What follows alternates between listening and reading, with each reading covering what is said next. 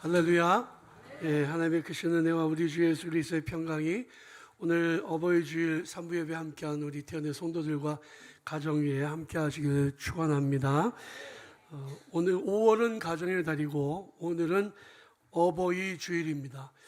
어버이날은 가정에서 부모님의 은혜를 기억하고 그 은혜에 보답하는 날이라면, 어버이 주일은 교회에서 어른들을 기억하고 존경해 드리고 또 위로해 드리는 그런 시간이라고 말씀드릴 수 있겠습니다. 우리 교회에 65세 이상 어르신들의 숫자를 세보니까 49분이에요. 상당히 많은 분들입니다. 우리 교회가 굉장히 젊은 교회이긴 한데, 그런데 연세 드신 분들도 많다라고 하는 것을 알 수 있죠. 사실 65세는 요즘에는 거의 어른이 아니라 예. 그래서 뭐 나이가 많다고 서운해하거나 그럴 이유도 전혀 없을 것 같아요. 그냥 대우해 드리는 거니까요.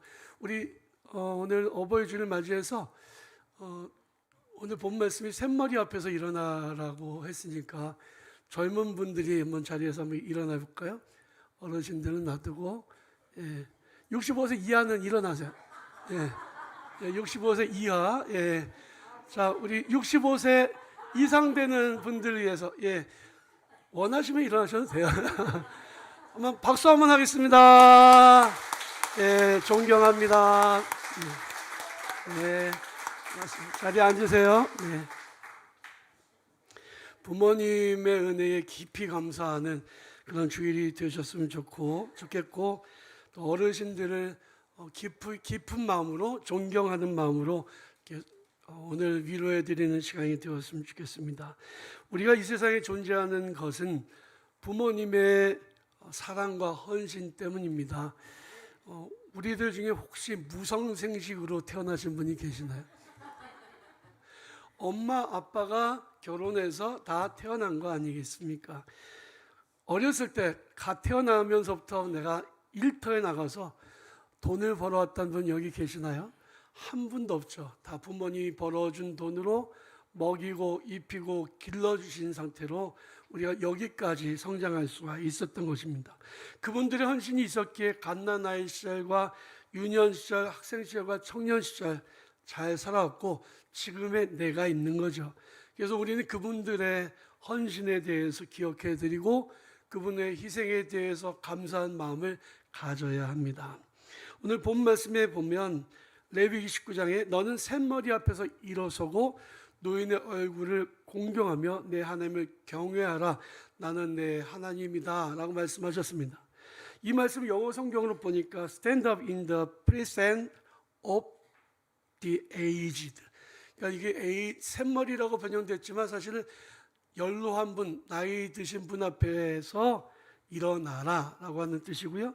Show respect for the elderly라고 되어 있습니다. 이거는 그 단체의 어른들을 의미하는 거죠. 어른들을 존경하라라고 하는 뜻입니다. 노인을 공경하라는 것은 성경의 가르침이고 성도들이 마땅히 가져야 될 자세예요. 근데 과거에 왜 이 말씀이 성경에 있을까 곰곰이 생각해 봤으니까 보니까 옛날에도 어른들을 별로 공경하지 않았던 것 같아요. 그러니까 공경하라고 말씀하셨겠죠. 우리가 살고 있는 이 시대는 어떨까요? 저는 전에 뉴스를 보면서 정말 분노가 솟아오는 걸 느꼈는데, 지하철에서 어떤 노인이 젊은 여자한테 매를 맞고 막 욕을 듣는 것을 누가 영상을 올렸어요. 하는 말이 늙으면 집에나 있지 왜 돌아다녀? 그리고 가방으로 이 노인의 머리를 막 때리는 것을 봤습니다. 노인이란 이유만으로 학대당하는 사람들도 굉장히 많이 있죠. 제가 판단할 때는 지금 살고 있는 우리 시대는 문화 전쟁 중입니다.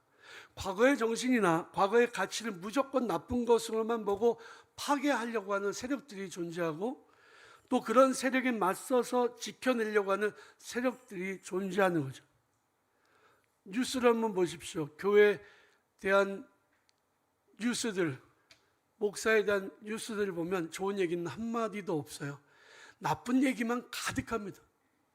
있을 수 없는 그냥 폐륜적인 사건을 목사가 저지르고 교회가 저질렀다고 하는 기사가 그냥 전면에 나와요. 그러면 사람들 얼마나 거기에 대해서 공격을 하는지 모릅니다. 사실 이런 언론이나 미스메디아의 역할이 정말 나쁜 방향으로 흘렀기 때문이죠. 노인 세대와 젊은 세대와의 갈등의 얘기, 과거에는 상상도 못했던 일인데 지금은 일어나고 있잖아요. 남성들과 여성들과의 갈등. 문화라고 하는 것은 그 시대의 상황을 반영합니다. 우리가 살고 있는 이 시대는 더 이상 과거만큼 어른들을 존경하지 않고 위하지도 않습니다. 오히려 노인들을 무시하고 존경하지 않는 시대가 되어가고 있죠. 어쩌면 개인주의가 가장 큰 원인 중에 하나일 거예요. 똑같이 투표권도 하나잖아요. 어른이나 젊은이들이나. 그러니까 어른이나 젊은 세대나 다 각자의 사정이 있으니 누가 누구의 편의를 봐줘 라고 하는 분위기도 있습니다. 특히나 어른 세대는 퇴직하고 일을 못하고 돈을 못 벌어오니까 생산성이 떨어지고 단지 소비만 하는 세대라고 하는 그런 생각도 있을 것입니다. 과거의 젊은 시절에는 돈도 벌 수 있었고요. 힘도 있었어요. 그래서 집에서도 말을 하면 아버지의 말에 영향력이 있었습니다. 은퇴하고 난 이후에 돈을 못 벌어오면 자녀들이 용돈을 받을 때면 아버지가 한마디 하면 잔소리한다고 싫어요. 지하철 만성 적자의 원인으로 노인 무임승차를 이야기합니다. 그리고 마치 노인 복지를 줄여야만 다음 세대의 짐이 가벼워진다고 이렇게 말합니다. 그러나 사실을 말하자면 지금 젊은 세대들이 누리고 있는 것은 지금의 노인 세대 어르신들이 이루어 놓은 기반 위에 누리고 있는 거예요. 그분들이 땀 흘리지 않았다면, 그분들이 애쓰지 않았다면 이룰 수 없었던 것들입니다. 갑자기 지금 젊은 세대가 노력해서 지금 우리가 누리는 이 모든 인프라가 구축이 됐습니까? 전혀 아니죠. 부모가 벌어놓은 재산을 부모가 다 쓴다고 아버지, 어머니 왜 돈을 다 써요? 남겨놓지 않고 이렇게 말하면 되겠습니까? 지금 세대가 누리고 있는 사회적인 유산, 이것은 다 어른 세대들이 이루어 놓은 거예요. 그렇기 때문에 경제적으로 지금 약자인 그들이 노인 세대가 나눠서 사용한다고 해서 비난할 일은 절대로 아니라는 거죠. 영어로 respect라는 말이 있죠. 이 말은 존경하다 뜻이잖아요. 상대방을 존경할 때 respect합니다.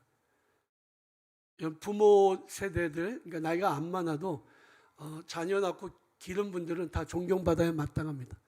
여러분 부모들 옆에 한번 보시면서 리스펙 한번 해보실까요? 리스펙. 예, 리스펙. 예, 존경합니다. 예. 오늘 이따가 나갈 때 제가 인사를 존경합니다로 할 겁니다. 여러분들도 서로 존경해 주시면 좋겠어요. 연예인들에게는요, 리스펙을 외쳐요. 연예인들이 자기네들에게 해준 게 뭐 있어요? 밥 사줬어요? 선물 줬어요? 해준 거 아무것도 없죠. 노래하고 춤을 제공해 줬을 뿐이죠. 그건 그 사람들의 직업이니까. 그런데 그 연예인에게 리스펙을 외쳐요. 임영웅이라고 하는 가수 아시죠? 엄청난 인기가 있더라고요. 근데 거기에 막 리스펙을 외칩니다. 존경한다는 거예요. 왜 존경하는지 잘 모르겠어요. 노래를 잘하니까 존경을 받아야 되나요? 안타까운 일입니다. 왜 사람들은 샘머리 앞에서 일어나지 않고 노인의 얼굴을 공경하지 않을까요? 어른들은 마땅히 존경을 받아야 됩니다. 몇 가지 이유를 말씀드릴게요. 첫 번째로는 그분들이 살아온 세월에 대한 존경심입니다. 이스라엘 백성들이 가나안 땅을 정착하고 왕국을 만들고 풍요로운 삶을 살아갈 때 그들은 과거의 세대 노인들에 대한 공경심을 잃어버렸습니다. 그러나 그들이 가나안 땅에 정착하기까지 왕국을 세우기까지 그 이전 세대의 노력이 없었다면 그 일을 이룰 수 없었던 거예요. 우리가 지금 살고 있는 이 세대를 이뤄놓으신 분들이 바로 우리 앞세대, 어른 세대예요. 노인 세대예요. 그러니까 존경해야 되는 거죠. 사도 바울은 디모데전서 5장에서 목회자인 디모데에게 이렇게 권면합니다. 늙은이를 꾸짖지 말고 권하되 아버지에게 하듯 하고 늙은 여자에게는 어머니에게 하듯 하라. 어른들은 살아온 그 세월만큼이나 존중받아야 됩니다. 어른들은 그 긴 세월을 살아오면서 정말 힘든 일들을 다 감당하고 견뎌왔습니다. 우리나라 역사를 한번 살펴보면요, 45년 이전에 태어나신 분들은 일제시대를 경험했잖아요. 뭐 갓난아기가 경험하면 얼마나 경험했겠냐. 그러나 실제로 그분들도 정말 어려운 시대를 살았죠. 6.25 전쟁 폭탄이 날아다니고 총탄이 날아다니는 그 힘든 세월 속에서 그분들이 살아오셨고요. 4.19와 5.16의 그 사회적인 혼란도 다 이겨냈습니다. 경제개발의 그 치열한 삶을 살아오신 분들이 어른 세대예요. 달러를 벌기 위해서 사우디로 가고 독일로 가고 베트남에서 총 들고 목숨을 걸고 싸웠습니다. 그분들이 보내온 달러가 우리나라의 경제 발전의 기틀이 되었던 것은 어느 누구도 부인할 수 없는 사실이에요. 지금의 젊은이들은 절대로 이해할 수 없는 그 고통과 고난과 그 배고픔과 굶주림을 그분들은 다 극복하셨습니다. 그러니 그 세월의 흔적만큼이나 존중받고 존경을 받아야 합니다. 둘째로 그분들은 나보다 약한 존재이기 때문에 배려받으셔야 마땅합니다. 성경은 특별히 약자에 대해서 존중하고 배려하라고 말씀하고 있어요. 나그네와 고아와 과부들을 돌보라고 말씀하셨습니다. 왜냐하면 이들은 다 줄도 없고 백도 없고 일할 수도 없고 돈도 없는 사람들이에요. 돌보지 않으면 그냥 사회적인 약자로 고통을 겪다가 죽을 수도 있는 존재들이라는 거죠. 오늘날은 장애인들도 이 사회적인 약자에 포함이 되고요. 성경 언급하고 있지 않지만, 그리고 노인 세대도 역시 사회적인 약자입니다. 여러분도 어떻게 생각하실지 모르겠지만 동성애자들이 사회적인 약자라고 얘기하는 데는 전 동의하지 않습니다. 왜냐하면 먹고 사는 문제가 아니에요. 취향의 문제지. 자기들이 스스로 선택한 겁니다. 그런데 왜 사회적인 약자야? 그 사람들 도와줘야 된다고 말하는 것은 저는 성경적이지 않다고 봅니다. 그러나 노인들은 사회적인 약자입니다. 은퇴는 합법적인 배척이라고 얘기를 하더라고요. 은퇴하면 그 다음에 돈 못 벌어요. 직장 못 다녀요. 아무리 대학 교수라도, 아무리 동사무소 동장을 지낸 분이라고 하더라도 경비원 자리 얻기가 쉽지 않습니다. 갑자기 소득이 10분의 1로 20분의 1로 떨어집니다. 노인연금이나 국민연금으로 살 수밖에 없어요.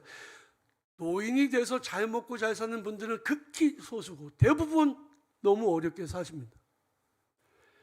우리 감리교회 은퇴 목사님들이, 원로 목사님들이 많이 계시는데, 원로 목사님들을 모셔서 이게 13개 지방이 돌아가면서 식사 대접을 하고, 그리고 봉투에 5만 원씩 넣어서 드립니다.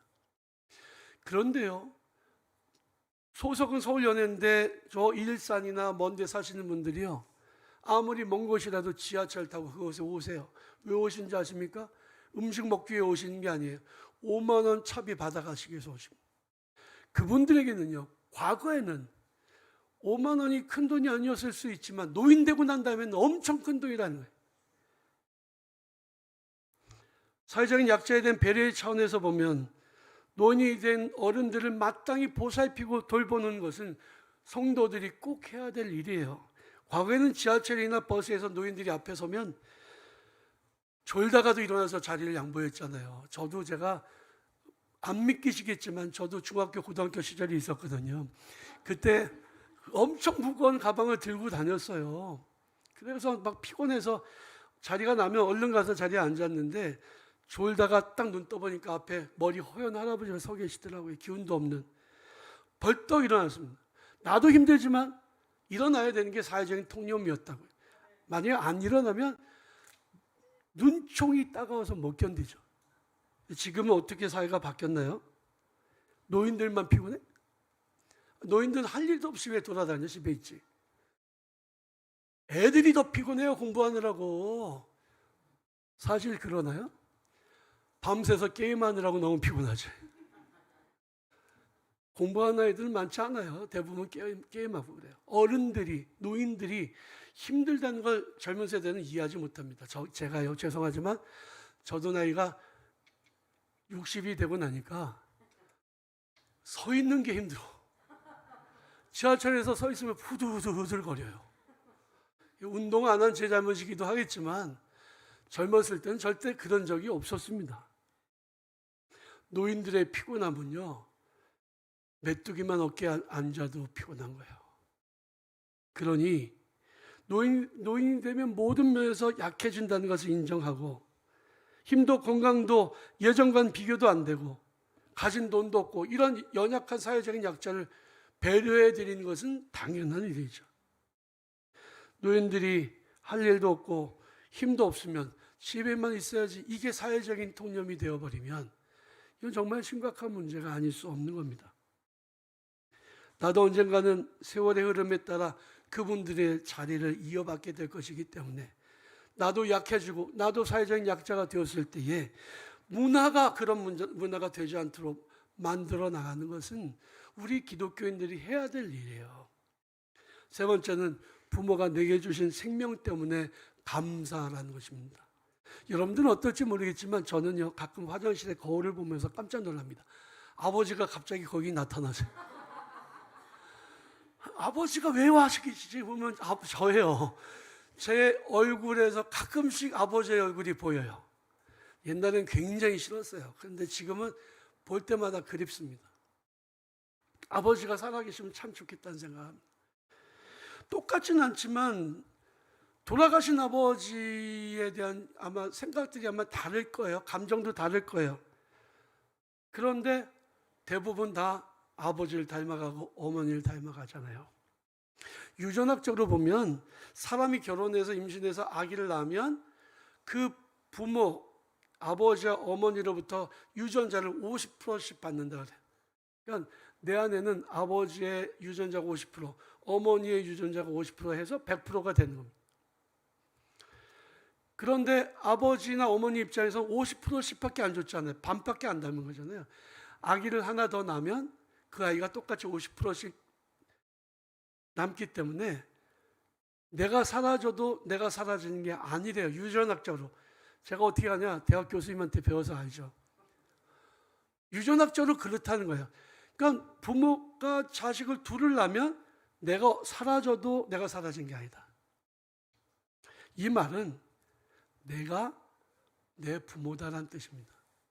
내가 아니라 내가 부모님이다. 그러니 부모님을 위해 드리는 것은 사실은 나를 위한 것이죠. 내 안에는 나의 부모님이 살아계시죠. 유전적으로도 기억적으로도 체질적으로도. 사람마다 부모에 대한 기억은 달라요. 어떤 사람들은 부모님으로부터 정말 큰 사랑을 받고 성장을 했을 것이고, 드물긴 해도 어떤 사람들은 부모로부터 학대를 받고 성장한 사람도 있을 것입니다. 우리 교회에서 선교 지원하는 달이라고 하는 입양인들을 위한 선교 단체가 있어요. 거기에서 이야기하는, 그 목사님이 이야기하는 것을 들어보니까 어렸을 때 부모로부터 버림을 받고 입양을 간 아이들이 성장해서 가장 하고 싶은 게 뭐냐면 자기 친부모를 찾는 일이라고 그래요. 그런데 어떤 아이는 그 친부모를 찾다가 찾지 못해서 자살한 사람도 있다. 그 부모에 대한 그 간절한 그리움이 그렇게 만들었다는 거죠. 성경은 부모에 대한 기억이 어떻든지 간에 이렇게 말씀합니다. 내 아버지와 어머니를 공경하라. 이것이 약속 있는 첫 계명이니 이로써 내가 잘되고 땅에서 장수하리라. 잠언 23장에 보면 너를 낳은 어비에게 청종하고 내 늙은 어미를 경히 여기지 말지니라. 이것이 하나님의 뜻이에요. 부모에게 효도하고 공경하는 것, 어른 공경하는 것. 그리고요, 여러분, 부모를 공경하는 사람이요, 권위에 순종합니다. 부모와의 관계가 틀어진 사람은 절대 권위에 순종하지 않고 하나님과의 관계도 절대 좋지 않아요. 그러므로 사랑하는 성도 여러분, 여러분들의 아버지와 어머니를 공경하시길 바랍니다. 어른을 존경하시길 바랍니다. 이것이 마땅히 해야 될 일이에요. 어른을 존경하고 부모에게 효도하는 우리 태원의 성도들이 다 되셔서 땅에서 잘되고 형통하고 장수하는 복을 받아 누리는 우리 태원의 성도들이 되시기를 주님의 이름으로 간절히 축원합니다.